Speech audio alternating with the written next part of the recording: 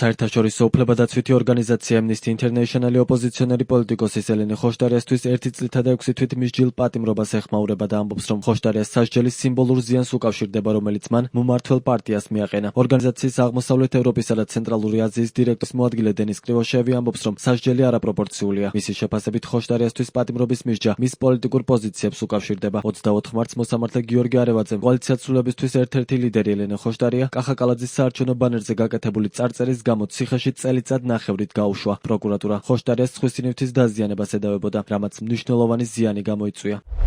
პროტესტის დროს გამოხატულ სიმბოლური აქტისთვის ქუჩაში გამოკრულ პოსტერზე რთულად შესამჩნევი წარწერისთვის ელენე ხოშტარია ციხეში წელიწად ნახევარს გაატარებს. ეს კიდევ ერთი მაგალითია იმისა, თუ როგორ იყენებენ სისხლის სამართლის სისტემას განსხვავებული აზრის დასასჯელად. მშვიდობიანი პროტესტის დროს არაძალადობრივი უმნიშვნელო ქმედებისთვის კრიმინალური სასჯელის გამოყენება არის გამოხატვის თავისუფლების არაპროპორციული შეზღუდვა. ასეთ შემთხვევებში პატიმრობა არ უნდა იყოს გამოყენებული. ელენე ხოშტარიას საქმეზე სასჯელის ასეთი სიმკაცრე უკავშირდება არა მატერიალურ ზიანს, არამედ მის პოლიტიკურ შეხედულებებს და სიმბოლურ ზიანს, რომელიც მან მომართველ პარტიას მიაყენა. პასუხისმგებელმა პირებმა დაუყოვნებლივ უნდა გაათავისუფლონ ის და გადახედონ მის სასჯელს, დაასრულოს ყველა პოლიტიკურად მოტივირებული საქმე მის წინააღმდეგ. ოპოზიციონერმა პოლიტიკოსმა კალაძის ბანერს 2025 წლის 14 სექტემბერს რუსული ოცნება დააწერა. მომდევნო დღეს ის დააკავეს. სასამართლომ ამ საქმეზე მას აღკვეთის ღონისძიების სახით 5000 ლარიანი გირაო შეუფარდა, თუმცა ხოშტარია უარი განაცხადა გირაოს გადახდაზე და პროტესტის ნიშნად საპატიმროში დარჩენა არჩია. როგორც პოლიტიკოსმა მოგვიანებით განმარტა, ეს ქმედება აქტივისტ მეგი დიასამიძის მხარდასაჭერად ჩაიდინა. მანამდე 2025 წლის 8 სექტემბერს დიასამიძემ კალაძის საარჩევნო ბანერზე რუსული ოცნება დააწერა. მის წინააღმდეგ ხოშტარიას მსგავსად სისხლის სამართლის საქმეა აღძრული. ის გირაოს სანაცვლოდაა გათავისუფლებული. ელენე ხოშტარიას ბრალი სისხლის სამართლის კოდექსის 197 მუხლის პირველი ნაწილით ჰქონდა წარდგენილი, რაც ისჯება ჯარიმით, საზოგადოებისთვის სასარგებლო შრომით ვადით 100-დან 180 საათამდე, გამასწორებელი სამუშაოთი ვადით 1 წლამდე, შინაპატიმრობით ვადით 6-დან 2 წლამდე ან თავისუფლების აღკვეთით ვადით 1-დან 5 წლამდე.